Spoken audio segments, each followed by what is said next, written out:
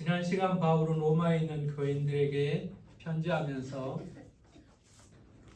자신이 누구인지를 소개하였습니다.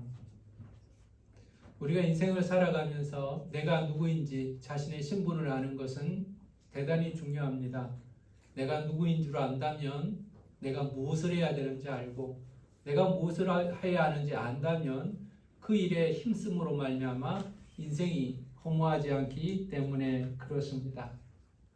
바울은 로마의 시민권을 가진 아주 자랑스러운 사람이었고 공회원이었음에도 불구하고 자신을 종이라고 표현하고 있습니다. 예수의 종이다라고 표현하는 이유는 무엇입니까? 나는 더 이상 죄의 종이 아니라는 겁니다. 율법의 종이 아니라는 겁니다. 나는 예수의 종입니다. 주님이 우리를 종으로 부르셨습니다. 그런데 또 한 가지 자신의 신분에 대해서 고백하였습니다. 나는 또한 사도입니다. 사도는 보냄을 받았다는 사람이고 대사라는 뜻입니다. 종과는 비교할 수 없이 영광스러운 직분이죠. 바울은 이 두 가지 대비되는 신분을 가지고 있었던 겁니다. 우리 주님께서 나를 피로 값주고 사셔서 그의 종으로 삼아주셨고 그의 위한 사명을 위하여 나를 보내서 나를 사도로 삼아주셨다는 것입니다. 여러분, 예수 믿는 사람들, 저와 여러분도 다 하나님께 부름을 받은 자라는 사실을 기억해야 하는 겁니다. 내가 스스로 찾아온 것이 아니고 내가 하나님을 안 것이 아니고 그분이 나를 부르시고 그분이 나를 부르셔서 자녀 삼아 주셨습니다. 뿐만 아니라 하나님은 저와 여러분을 또한 보내신다는 사실을 기억하시기를 간절히 바랍니다. 여러분, 바울이 예수 그리스도 안에서 자신의 신분을 발견한 것처럼 저와 여러분도 예수 안에서 나의 참 자아를 발견할 수 있기를 간절히 원합니다. 그러지 않으면 우리가 흔들려요. 돈이 조금 많으면 교만하고 돈이 없으면 막 기가 죽고요. 몸이 건강하면 세상이 내 것처럼 건방을 떨고 몸이 아프면 나가 세상 실패한 것처럼 낙심합니다. 여러분 그렇게 살지 마십시오. 예수 그리스도 안에서 내가 누구인가 참 자아를 발견하면 흔들림이 없습니다. 오늘 편지를 계속해서 나아가고 있는데 제일 첫 번째 편지의 내용, 본문의 처음 내용은 감사입니다. 여러분, 바울은 로마의 교인들에게 감사하고 있습니다. 무엇 때문에 감사를 할까? 만난 적도 없는데, 얼굴을 본 적도 없는데 로마 교인들이 선물이라도 보냈을까요? 그렇지도 않습니다.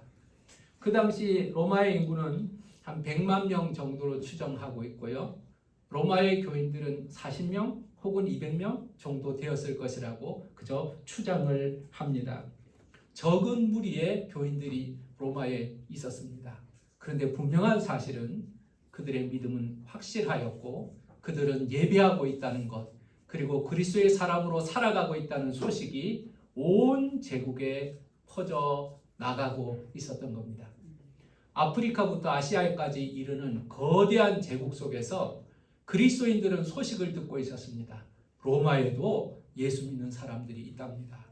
그 로마에도 황제 제국의 중심에도 예수 믿는 사람들이 있답니다. 그들이 믿음을 지키고 있습니다. 여러분, 내가 신앙생활을 하면서 나에게 직접 도움을 주지 않았지만 열심히 믿음 생활을 하고 있는 사람들이 있다면 기쁨이 됩니다. 저는 가만히 생각하다가 북한에 한 5만 명 정도 되는 지하교회가 있다고 추정을 합니다.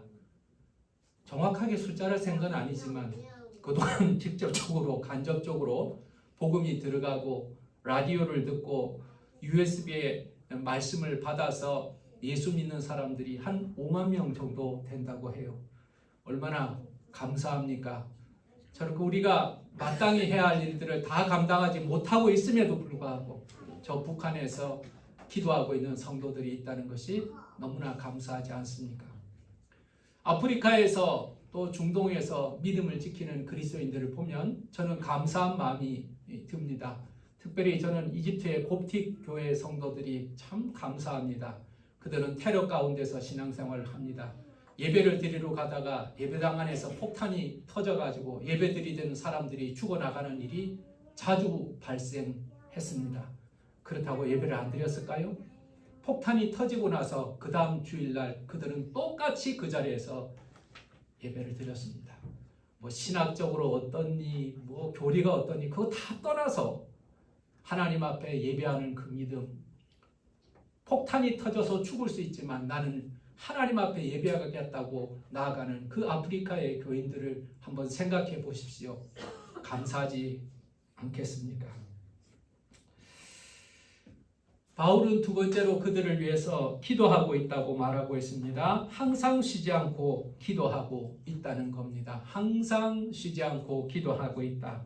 기도하는 시간마다 바울이 규칙적으로 기도할 때마다 로마 교인들을 위해서 기도하고 있다는 겁니다. 왜요? 하나님의 뜻 안에서 너희에게 나아갈 좋은 길을 구하고 있다는 겁니다. 하나님의 뜻 안에서 너희에게 나갈 좋은 길을 찾고 있다는 것입니다.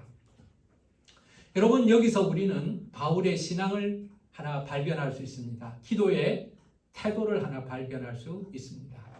바울은 지금 로마로 가고 싶어 합니다. 분명히 가야 한다는 것도 알고 있습니다. 근데 바울은 이렇게 기도합니다. 하나님의 뜻 안에서 너에게 나아갈 좋은 길을 찾고 있다는 겁니다. 자, 하나님의 뜻 안에서 너에게 갈 길을 찾고 있다는 것입니다. 분명히 로마에 가고 싶지만 그것은 하나님의 뜻 안에서 허락되는 것입니다. 우리가 기도하면서 낙심하지 않을 이유가 여기에 있습니다. 기도는 하나님의 자녀들의 특권입니다. 우리는 하나님 앞에 담대하게 믿음으로 기도해야 합니다. 그러나 기도는 또한 자판기가 아닙니다. 하나님은 자판기처럼 우리가 기도하는 대로 누르는 대로 주시는 분이 아니십니다. 하나님은 하나님의 주권이 있고 하나님의 뜻에 따라서 응답하실 것입니다. 하나님은 우리의 기도에 응답하시지만 우리가 원하는 대로 응답하시는 분이 아닙니다.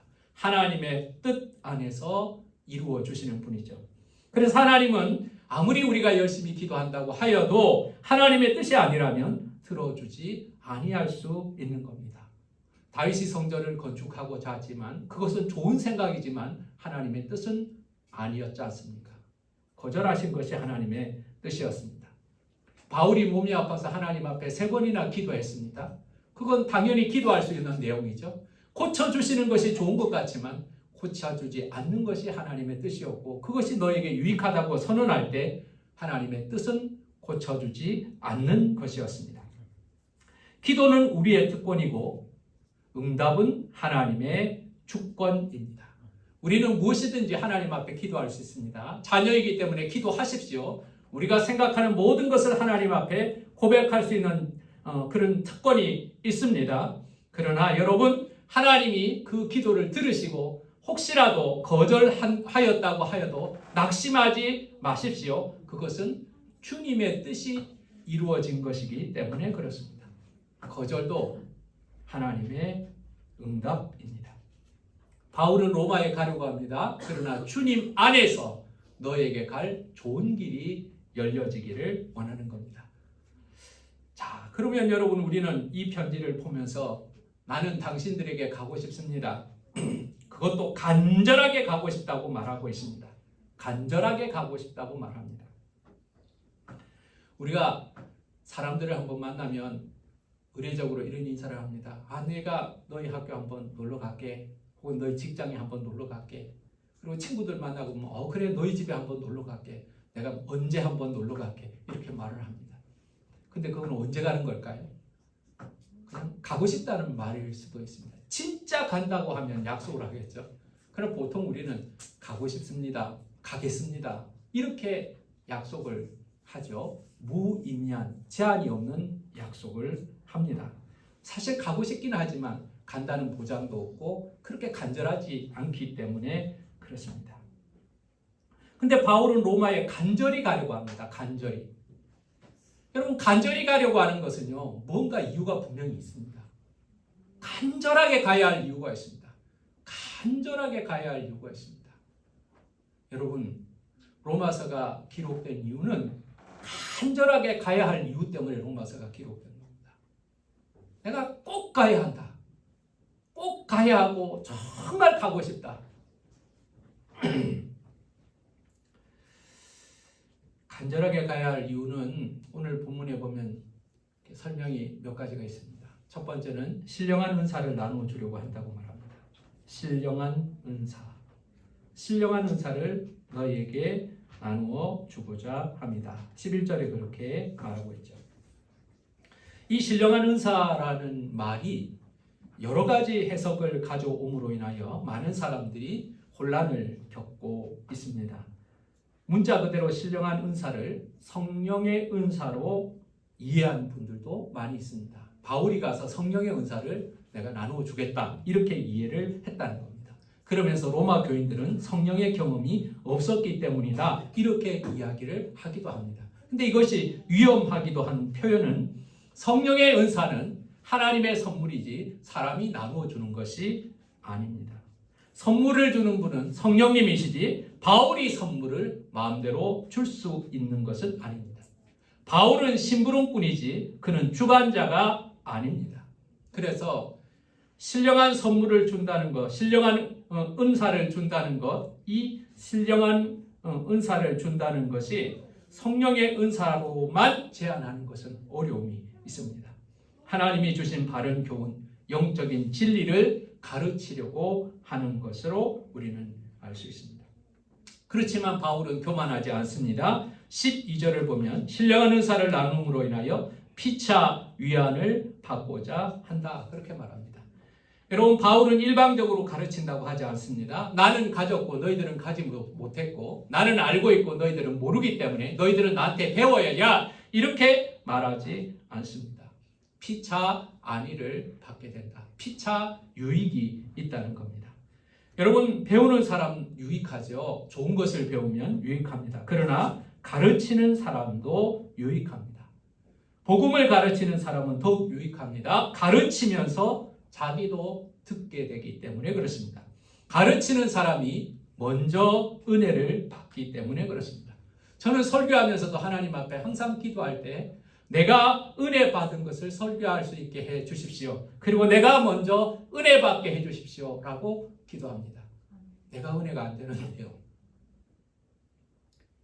나도 은혜가 안 되는 이야기를 성도들에게 뭐라고 이야기할 수가 있겠습니까? 내가 은혜를 못 받았는데 교인들에게 말씀을 전했을 때 어떻게 은혜를 받을 수가 있을까라는 양심 때문에 그렇습니다. 사랑하는 여러분, 먼저 은혜를 받기 때문에 그리고 자신이 나누어 주는 것이 더욱 확실하기 때문에 가르치는 자도 배우는 자와 마찬가지로 유익하는 겁니다.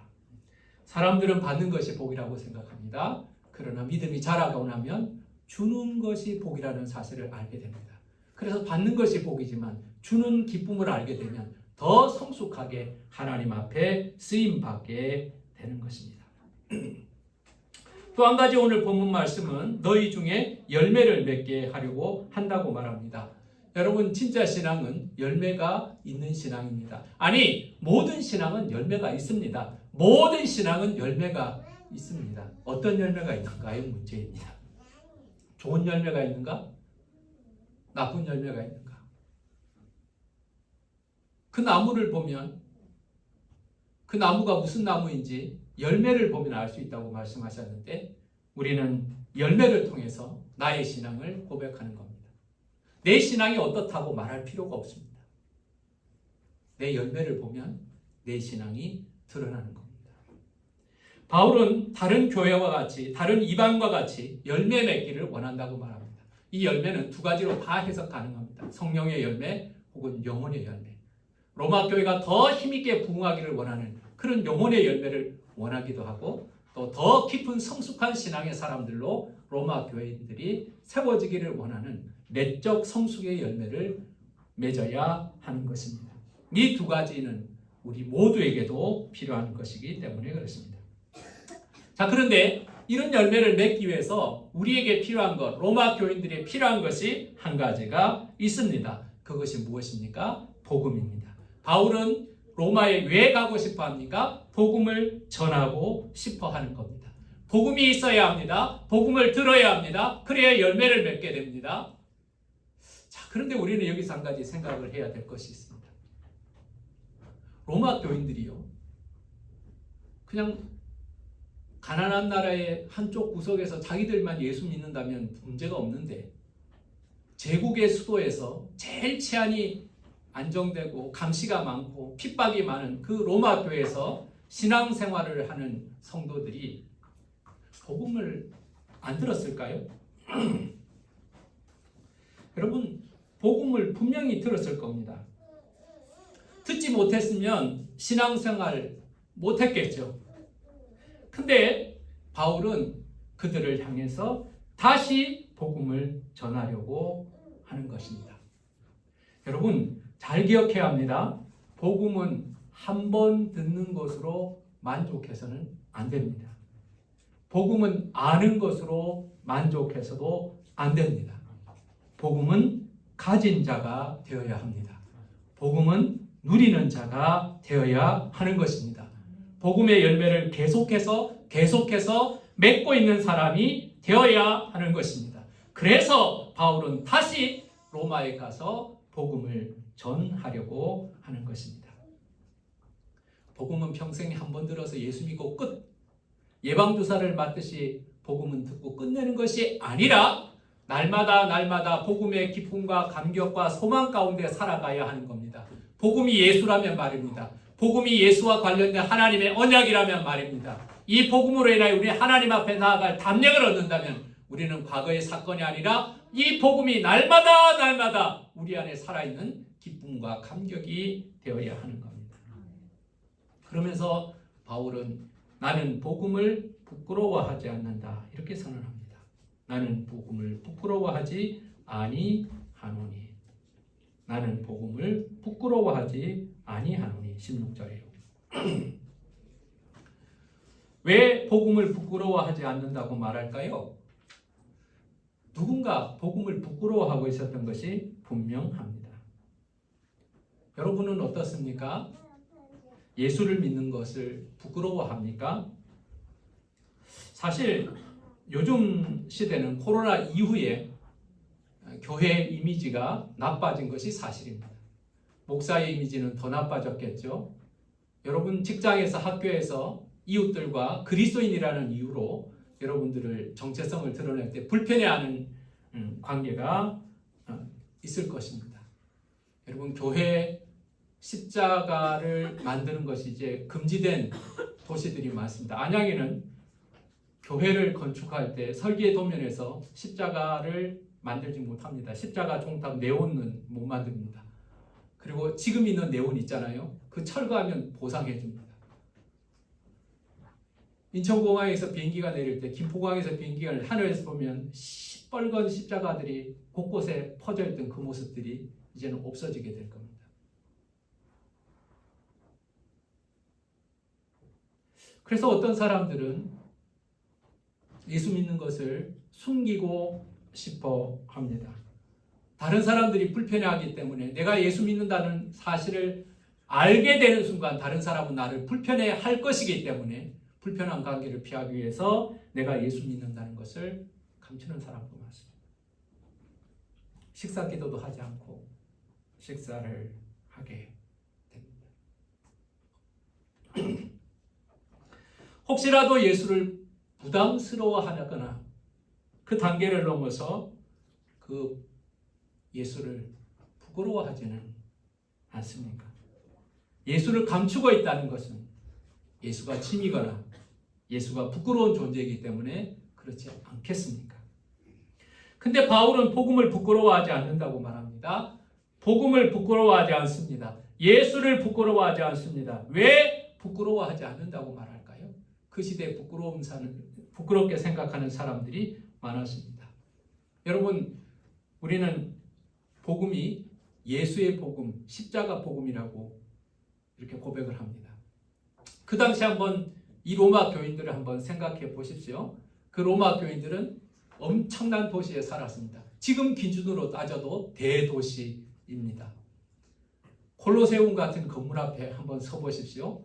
야, 이 2000년 전의 사람들이 어떻게 이렇게 거대한 건물을 만들 수 있을까? 지금 기준으로 봐도 엄청나게 큰 건물입니다. 황제의 궁전은 어땠을까요? 로마의 군대는 어땠을까요? 로마의 길, 로마의 건축물, 그 잘 뻗어 있는 이 수도 시설들, 그들은 화려하고 아름답고 영광스러운 도시에서 살고 있었습니다. 그리고 그들은 로마의 황제를 신이라고 섬기면서 살아가고 있었습니다. 가는 곳마다 땅을 정복하고 이 로마의 풍요를 갖다 주는 승리의 왕을 자신들의 신이라고 생각하고 살아가고 있었습니다. 그런데 팔레스틴 쪽에서 한 가난한 사람들이 들어와 가지고 자기들이 믿는 신은 예수 그리스도라는 겁니다.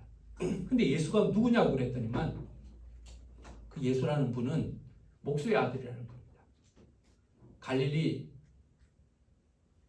나사렛이라는 아주 촌동네에 살던 사람인데 어부들 몇 명 데리고 다니다가 30살이 조금 넘어가지고 사람들한테 붙들려가지고 십자가에 못 박혀 죽었다는 겁니다. 그리고 그 예수라고 예수님이 부활하셨다고 떠들고 다니는 사람들이 누군가 봤더니 전부 무식한 어부들 대부분인 거예요. 여러분, 비교가 안 되는 거예요. 그 영광스러운 제국의 로마에서 시민들이 이 예수라는 사람을 믿기에는 너무나 초라한 거예요. 팔레스틴이라는 식민지 중에서 아주 인기 없는 변두리 식민지, 거기서도 뭐 목수의 아들로 태어나가지고 십자가에 못 박혀 죽은 사람이 우리의 왕이라는 거예요. 그분이 우리의 구세주라는 거예요. 얼마나 부끄럽습니까? 제국의 영광이라는 그 눈으로 보는 사람들은 보기에 참으로 부끄러웠을 겁니다. 그런데 바울은 복음을 부끄러워하지 않는다고 말합니다. 예수를 부끄러워하지 않는다고 말합니다. 왜 부끄럽지 않다고 말합니까? 오늘 본문은 두 가지 이야기를 하고 있습니다. 첫 번째는 자신이 빚을 갚는 사람이기 때문에 부끄럽지 않다고 말하고 있습니다. 바울은 자기가 빚진 사람이라고 말합니다. 나는 빚진 사람이다. 나는 복음에 빚을 진 사람이다. 바울은 헬라인에게나 야만인에게 지혜 있는 자나 어리석은 자나 내가 다 빚을 진 사람이라고 말하고 있습니다. 바울이 여행을 다니느라고 돈을 빌렸을까요? 바울이 로마 시민권을 사느라고 빚을 졌습니까? 그런 것이 아닙니다. 여러분, 빚을 진다는 것은 두 가지 차원이 있을 수 있습니다. 첫 번째는 A라는 사람이 있고 B라는 사람이 있을 때 A라는 사람이 B라는 사람에게 돈을 빌려주면 B는 A한테 빚진 사람이 됩니다. B는 누구한테 빚진 사람입니까? A한테 빚진 사람이 됩니다. 그래서 그는 평생 동안 A한테 빚을 갚아야 하겠지요. 근데 바울은 그런 빚을 지지는 않았습니다. 다른 경우를 한번 생각해 봅니다. A라는 사람이 있습니다. 이 사람이 B라는 사람에게 돈을 전해주고 싶은데 직접 가지 않고 C라는 사람한테 돈을 맡겨서 C야, 너 B한테 돈 갖다 줘라, 이렇게 명령했다고 칩시다. C는 내 돈이 아닌 돈을 받았습니다. 그리고 이 돈을 B한테 갖다 줘야 합니다. B한테 갖다 주기 전까지는 나는 가지고 있는 것을 빚지고 있는 것입니다. 나는 가지고 전하기 전에는 빚진 사람인 것이죠. 바울이 빚이 졌다는 것은 바로 그것입니다. 바울은 예수 그리스도에게 부름을 받을 때 그가 종으로 부름을 받으면서 또 한 가지 사도로 보냄을 받으며 나는 이방인을 위하여서 복음을 전해야 한다는 그 사명을 깨닫게 되는 겁니다. 예수 그리스도가 나에게 복음을 주셨고 그 복음을 이방인에게 전해야 하기 때문에 예수 그리스도에게 복음을 받은 내가 이방인들에게 복음을 다 전하기 전까지는 빚진 자가 되는 것입니다. 내가 가지고 있는 것이 내 것이 아니라 전하라고 주신 것이기 때문에 내가 가진 것은 빚인 것이죠. 사랑 여러분, 그런데 말입니다. 빚을 지고 갚지 못하는 사람은 부끄러운 사람입니다. 빚을 가지고 있어요. 이 빚을 탕감받을 능력도 없고 갚을 능력도 없고 그래서 빚을 못 갚아서 맨날 이 빚쟁이한테 시달리는 사람은 부끄러운 사람입니다. 근데 반대로 내가 빚을 갚으려고 돈을 갚으려고 다니는 사람은 어떻습니까? 내가 100만 원 빚을 졌어요. 근데 100만 원을 들고 찾아다니는 겁니다. 찾아다닙니다. 내가 당신한테 빚 갚으러 왔습니다. 당신한테 빚을 갚겠습니다. 자, 오세요. 빚 갚습니다. 부끄러운 사람입니까? 아니요. 얼마나 당당해요. 돈을 빌릴 때는 여러분 비굴해요. 돈이 없어요. 다음에 오세요. 그 참 미안하고 비굴해요. 근데 내가 돈을 가지고 갚는 거는요. 내가 돈을 다 가지고 있어요. 그리고 자, 받아가세요. 받아가세요. 돈 받아가세요. 여러분 전혀 부끄러울 일이 아니죠. 담대한 것입니다. 사랑 여러분, 우리도 마찬가지입니다. 우리가 복음을 받았다면 동시에 복음을 전해야 되는 사명이 있다는 사실을 기억해야 합니다. 너는 복음을 듣고 아무에게도 전하지 말고 그 비밀을 혼자 간직하라고 하나님의 명령을 받은 사람은 없습니다. 다시 말합니다. 나는 너에게 복음을 주는데 너만 듣고 절대로 이 비밀을 알리지 말라고 하나님이 감추라고 말씀하신 자는 없습니다. 예수님의 마지막 유언은 증거하라였습니다. 전하라였습니다. 잘 전하는 사람이 있고 잘 전하지 못하는 사람이 있지만 이것은 별개의 문제입니다. 모두에게 전하여야 하는 사명이 있는 겁니다. 그런데 이것을 전하지 않는다면 갚지 않는 것이고 갚지 않는 것은 부끄러운 일입니다. 잘 갚든지 잘 못 갚든지 내가 주님의 복음을 가지고 이 복음을 전하고 있다면 우리는 복음에 부끄러운 자가 아닌 것이죠.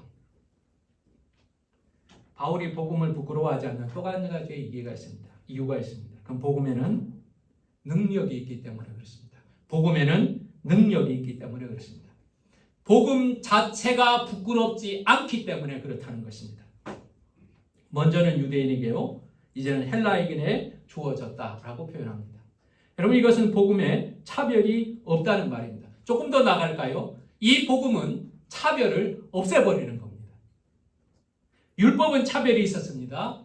율법은 유대인에게 주셨죠. 유대인에게 먼저 주셨습니다. 그러나 유대인들은 유대인에게만 주신 것으로 생각하고 자신들과 이방인들을 차별하였습니다. 심지어 이방인들을 개라고 생각을 했습니다. 그런데 복음은 차별이 없습니다. 유대인에게 먼저 임하였지만 그러나 이방인에게도 동일하게 임함으로 말미암아 이방인과 유대인의 벽을 무너뜨리고 하나님과 우리 사이의 벽을 무너뜨리고 죄의 벽을 무너뜨리고 하나가 되게 하는 능력이 하나님의 복음 가운데 있다는 사실을 우리는 기억해야 하는 것입니다. 복음에는 또 한 가지의 능력이 있습니다. 하나님의 의가 나타난다는 말입니다. 하나님의 의가 나타난다. 17절에 복음에는 하나님의 의가 나타난다. 여러분, 사실 17절 말씀이요, 16장 16절, 17절 말씀이 로마서의 요약본이라고 말할 수 있을 만큼 중요합니다. 하나님의 의가 복음에 나타난다는 겁니다.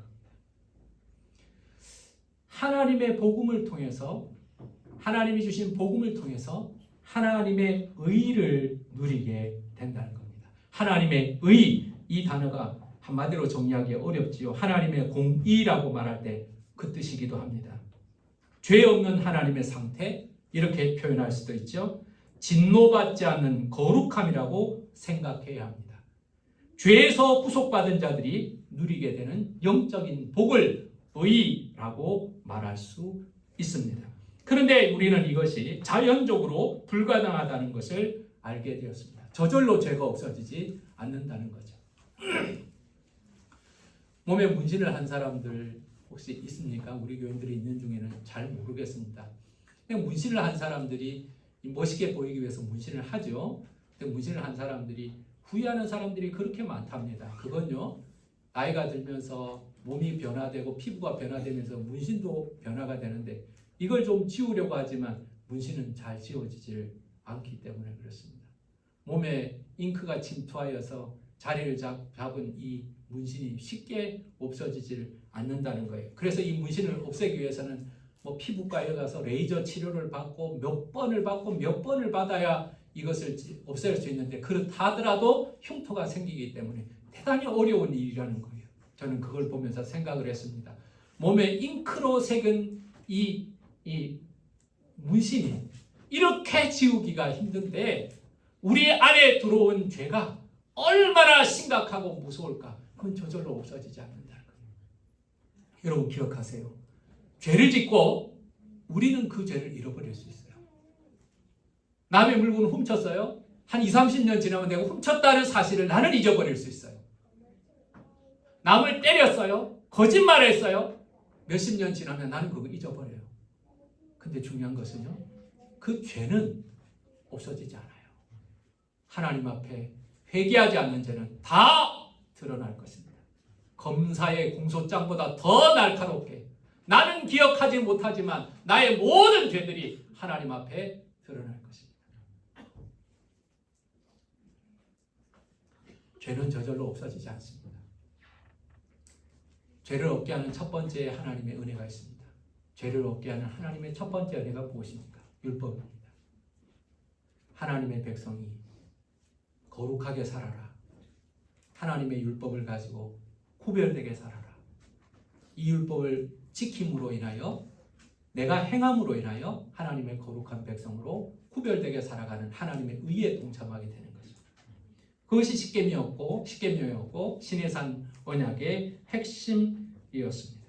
근데 여러분 이 율법이라는 것이 여러분 얼마나 많은 것이고 또 율법을 지키기에 우리가 얼마나 죄성이 강한지 이 율법을 가지고 살아가면서도 죄를 짓게 되고 율법을 지키면 지킬수록 우리가 얼마나 심각한 죄인인지를 깨닫게 되는 겁니다. 몰랐는데 검사를 해보니까 내 몸에 병이 있는 걸 알잖아요. 몸에 기계를 넣어보니까 속이 어떻다는 걸 알잖아요. 내가 죄인이 아닌 줄 알았어요. 남들 보니까 남들하고 비슷해. 남들보다 조금 나은 것 같아. 그러니 저 사람에 비해서 나는 괜찮은 사람인 줄 알았는데 하나님 앞에 놓고 생각해야 되는데 우리는 딴 사람 앞에 놓고 생각한 거예요. 하나님의 율법이 딱 보니까요. 거울이 우리 앞에 생긴 거예요. 거울을 딱 쳐다보니까 여러분 우리가 어떤 모양인지 뭐가 묻어있는지 알게 되는 거예요. 근데 죄를 알게 되는 거고 죄를 없게 하는 것은 엄청난 차이가 있는 거예요. 율법으로 우리를 죄를 없이 하지 못했어요. 율법을 행함으로 의롭게 되는데 실패했던 것입니다. 근데 하나님께서 두 번째 은혜를 주셨어요. 두 번째 은혜를 주셨어요. 우리를 의롭게 하는, 우리를 죄 없게 하는 두 번째 은혜가 뭔가? 그것이 복음인 겁니다. 근데 이 복음을요, 이 복음으로 인하여 복음에는 의가 나타나요. 하나님의 의가 나타나요. 이 복음으로 인하여 하나님의 의가 나타나는데 저절로 나타나는 게 아니에요. 이 중간에 하나가 뭔가 들어가는 거예요. 그게 뭔가 믿음이 필요한 거예요. 믿음이 있어야 되는 거예요. 자, 17절 말씀을 다 같이 읽겠습니다. 시작. 복음에는 하나님의 의가 나타나서 믿음으로 믿음에 이르게 하나니 기록된 바 오직 의는 믿음으로 말미암아 살리라 함과 같으니라. 로마서에는 믿음이라는 단어가 25번 정도 나온다고 그래요. 여러분, 하나님께서는 우리를 의롭게 하기를 원하십니다. 하나님이 의로우시니 하나님이 거룩하시니 우리가 거룩하기를 원합니다. 의롭지 않으면 하나님의 심판을 받고 진노를 받고 멸망을 당할 수밖에 없습니다. 그래서 하나님께서는 우리에게 또 다른 의를 주시는데 그 의는 어떤 의인가? 복음으로 인하여 누리는 의입니다.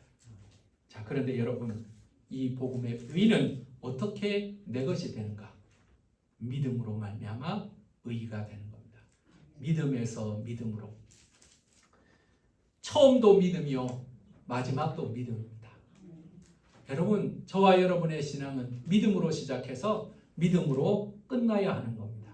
믿음으로 시작해서 지식으로 끝나거나 믿음으로 시작해서 경험으로 끝나거나 믿음으로 시작해서 자랑으로 끝나지 말고 믿음에서 믿음으로 끝나야 하는 것입니다.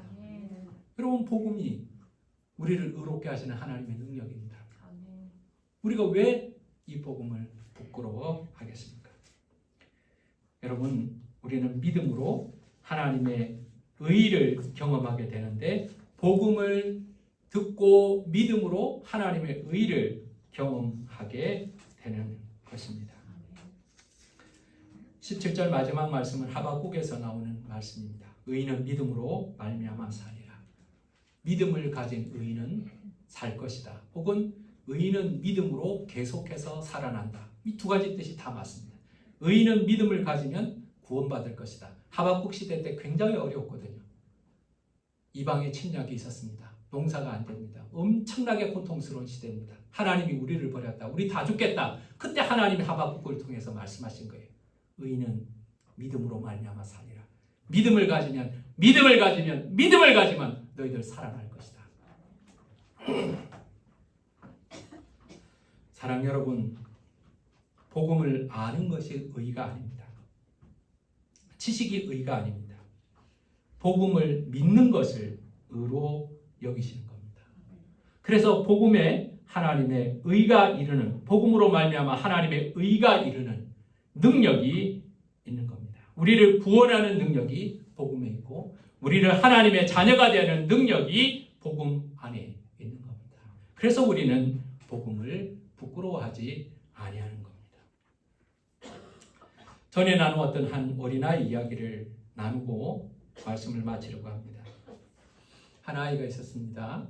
이 아이의 어머니는 얼굴에 심한 화상을 입은 모습으로 있었습니다.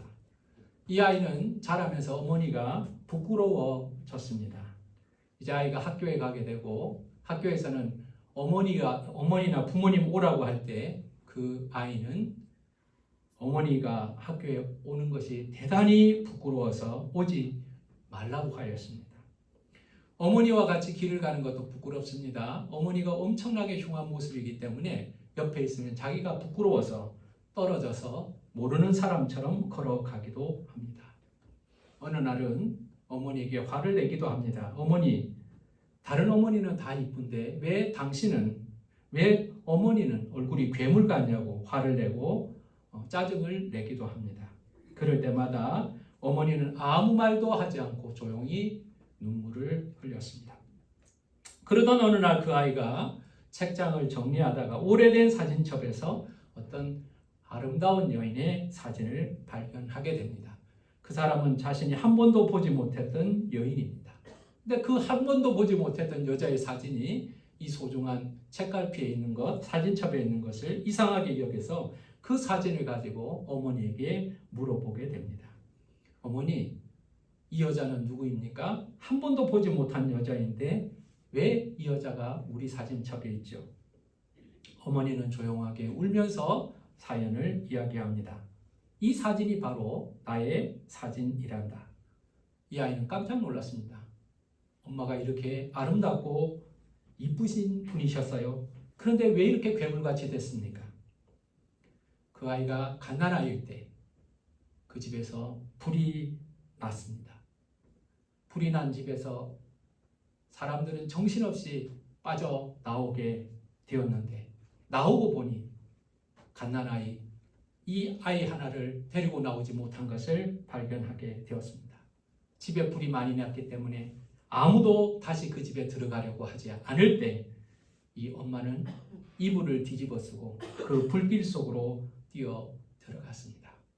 그리고 누워있던 그 갓난아이를 품에 안고 나오다가 몸에 불이 붙어서 끔찍한 화상을 입게 되었다라고 고백하였습니다.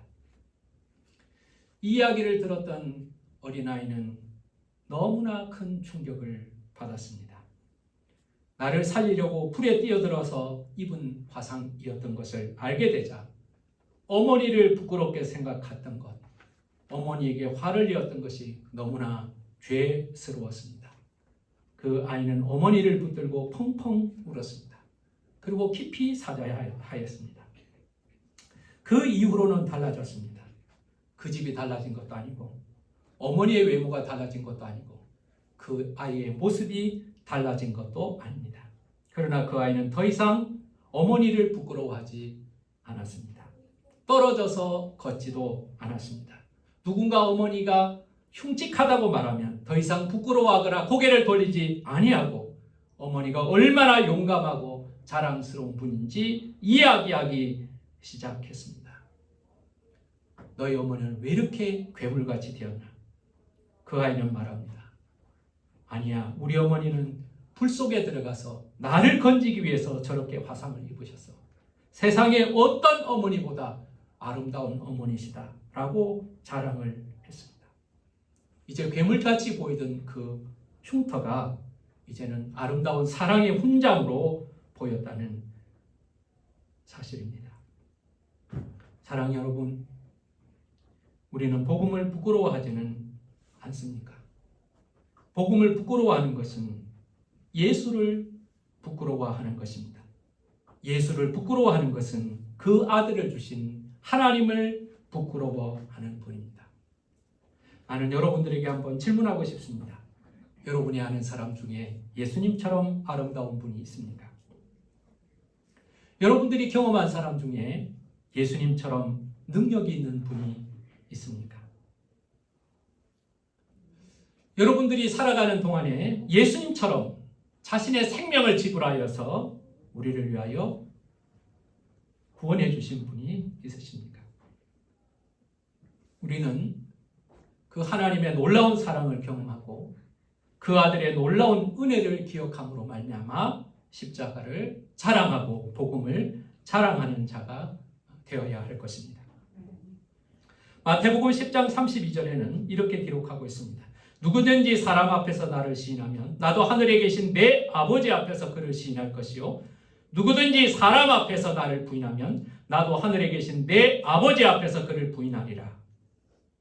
여러분, 주님을 시인하고 주님을 자랑하는 자들이 되시기를 간절히 원합니다. 지난주 월요일 날 우리 교회에서 순교자 기념관에 다녀왔습니다. 복음을 위해서 죽었던 믿음의 순교자들, 그 중에 한 사람, 저는 박봉진 목사님, 성결교 우리 교단의 목사님이었던 분을 기억합니다. 그는 예수를 믿고 나서 집에 우상이 있다는 사실을 발견하고는 기도원처럼 집에 있는 우상을 박살을 내버립니다. 집에 있던 사당, 점치는 사당을 박살을 내버립니다. 그랬더니 그 부모가 쫓아내었습니다. 이놈의 새끼, 어디 집에 있는 신령한 사당을 없애냐, 조상을 섬기는 사당을 없애냐, 쫓겨났습니다. 쫓겨났다가 2달 만에 다시 집으로 갔습니다. 이제 용서해 주실까? 2달 만에 갔더니만 용서해 주셨을까요? 용서해 주지 않았습니다. 그때도 몽둥이를 들고 어디 집에 들어오냐고, 너 같은 놈은 우리 집에 살 자격이 없다.